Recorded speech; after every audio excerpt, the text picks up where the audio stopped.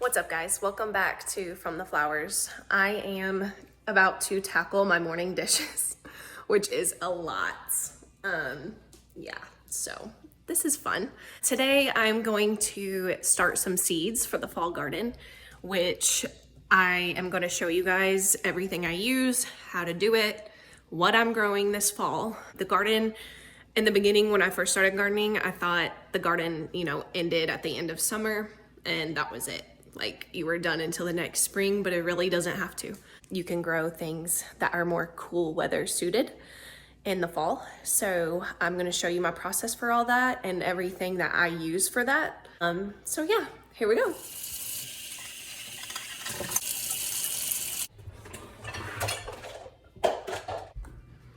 All right, finished all of those things. Now we're gonna go downstairs and I'm gonna show you guys everything that I use to start my seeds. I will drop all links in the description of where to find it. Most of what I bought, I found on Amazon. So it's really easy to get. So let's go in here. So I grow everything in this storage room. It's our utility. Obviously, it's like not super fancy. We actually already had these storage shelves, so I just started using them for growing my seeds and it worked out perfect. As you can see, I grow so much just on this shelving rack, so I mean you don't truly need some fancy setup. I believe this rack came from Lowe's back when we had our first house. My parents bought this for us for like storage and stuff. So these are the three main things that I use. Well, other than the heat mat and the lamp. So this right here, this is how I end up watering it. I'll show you in a few minutes. This is for putting it over this for like humidity. I've seen so many people do it different ways. This is my second year doing it this way and it's been successful, but I'm always up for new ideas too. The heat mat comes in handy when you're starting seeds where the soil needs to be a certain temperature for them to germinate. So I have two heat mats, which are pretty large, as you can see. You can go up and down on it to change the heat and everything. So that's really nice to have. It also, if I can find it, yeah, right here. It comes with this little thermometer thing. Like you can stick this in the soil and then you know what temperature your soil is sitting at, which is cool. As you can see, we're missing a shelf right here because Andrew used it for the chickshaw that we just built for the chickens. So we'll have to replace that because I need it. But down here, like this is pretty strategic. So I have that shelf, I have this shelf, and then we leave this open down there because as the plants mature, we are able to put it down there and let it grow tall, which is important. Another thing that's important that's in here is the fan. Once you get a lot of things growing in here, like we ended up suspending a light up here and you can see the string right there and had the fan going because you need really good air circulation or else you'll start getting like moldy stuff and like bugs that you didn't even know existed in your basement, but somehow it shows up. And so yeah, fan. It doesn't have to be like this industrial size looking fan. Even like an oscillating, like where it just like turns and stuff, does the job. Let's talk soil because it has been extremely important and a game changer when I start seeds. So my first year, I did not start seeds at all, actually. I just direct sowed everything, which made me not as successful when like I had bugs coming after eating the little seedlings in the garden. My success rate as far as something growing and getting bigger and producing what I wanted to grow, it wasn't as high as me actually starting them in one of these with some soil.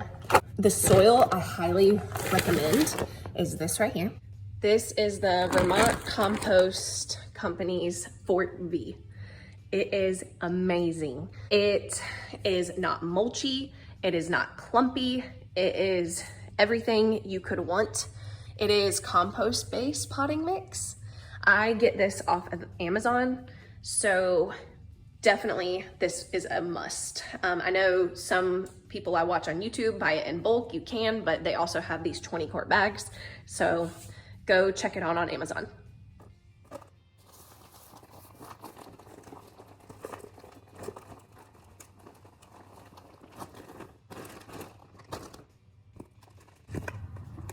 All right, so I am using this bucket. It's an Easter bucket, but it's something quick I could grab. You can use anything to do this. So what I didn't know when I first started doing this was that the soil consistency before it goes into the tray I showed you guys needs to be a certain way. So as you can see, I just poured this in and it is fairly like soft, flaky, right? And if I take it and squeeze it, it's not so bad, like it's holding form, which is good, but I want it to be a little more moist and wet before I put it in those cells for the seeds. So I'm gonna show you how I do that and how you can test to kind of feel and make sure that it's the right consistency.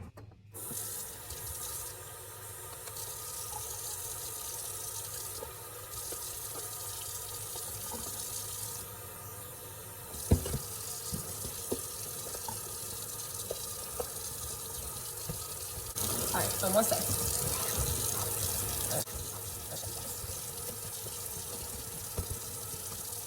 Okay, so now it's perfect. Now, when I do this, you see how good it's staying together instead of like crumbling apart like it was earlier. This is exactly what you want. You want something that's moist, wet, and will, when you plant those seedlings, the seedlings will actually have like a leg to stand on and some nutrients and water already in that soil, and it won't be super thirsty. So I'm gonna put this soil into our plug tray. It's pretty straightforward whenever you're putting it in here. I just sprinkle it like this. Yes, my countertops are gonna get dirty. Yes, my hands are super dirty. This is not a clean job. Gardening is not a clean thing. And that's been the thing for me, because like I was raised in a very clean home. My mom was into gardening, but for somebody that's very tidy and neat and kind of OCD, I can see how this can be kind of difficult, but it's helped me grow as a person. And you know, you gotta get dirty, man. Good stuff comes from being dirty. All right, so as you can see, I'm just kind of spreading it around just like this, getting it in. Now, this is not the end. You don't just sit here and go all like this and spread it out. What you're gonna actually do is tamp it down after this point. So like, I take my 2 fingers and I push it down some, because it's all the air bubbles that were in that cell. It's pretty significant because you can see how far down, when I push these down, how much space was actually like left down in that cell. Whoa, that was a big one. So after you tamp all of them down like this, you'll want to go back over and fill the tops to top it off.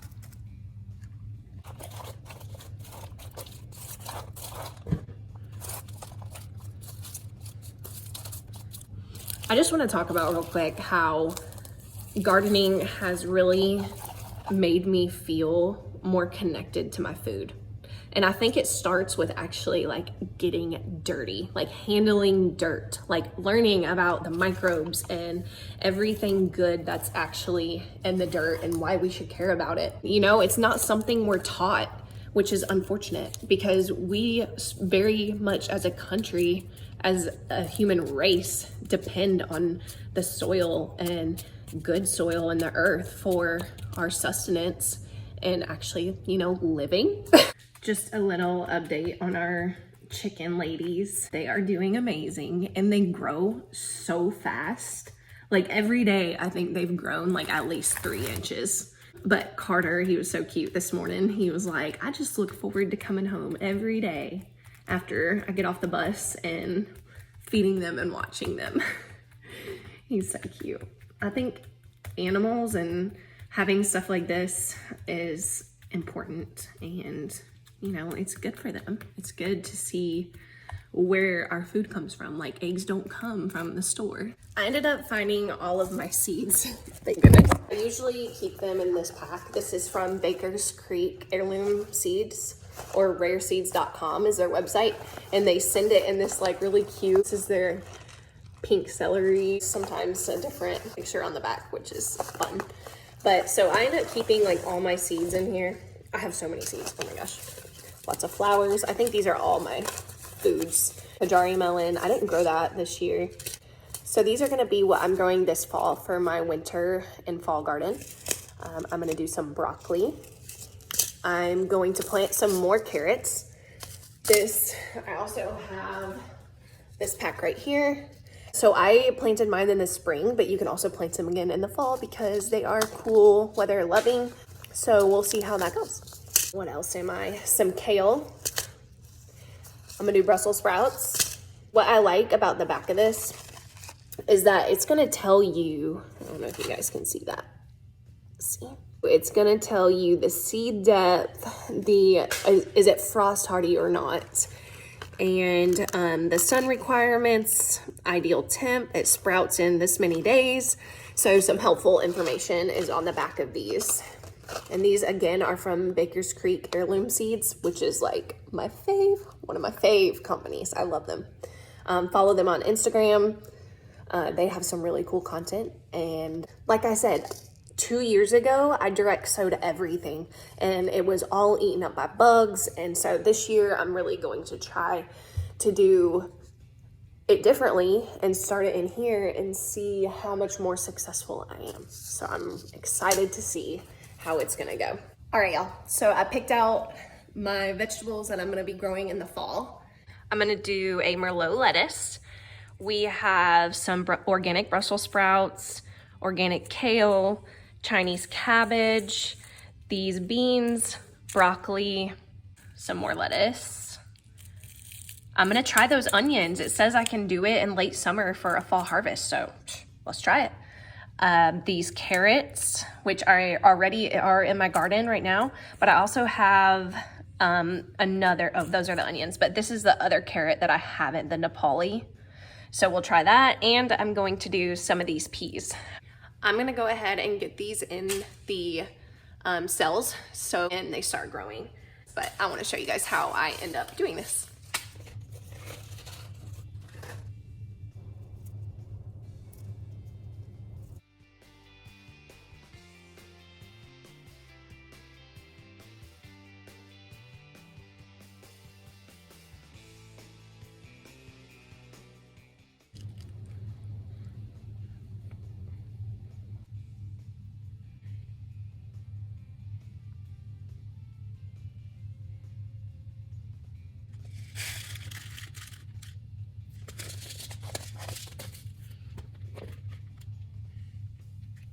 One thing I did want to mention was, if y'all notice, I'm putting my lights about that high. I've seen people do it this close to the seedlings. In my own, experience, I don't think it made that much of a difference. So I put mine yay high off of my thing. As they get taller, we might have to lift up the light, which is fine. They'll germinate in a few days and we'll see how much they've grown, and it'll be exciting. One thing that's really important that I wanted to mention was watering. Seedlings are very thirsty things and they like to be watered pretty much daily, which you would think that would kill them, like it would be too much, it would be drowning them and they won't make it, but that's not true. Seedlings are thirsty. So do not be scared to water your seedlings every single day. I take my water, go like this, fill it up almost to the top. Obviously there's gonna be some water displacement, so you don't wanna fill it up completely to the top or else the water's gonna overflow. This is about how far I fill it up. So you can see it's pretty dang close to the top. I place this in here very gently.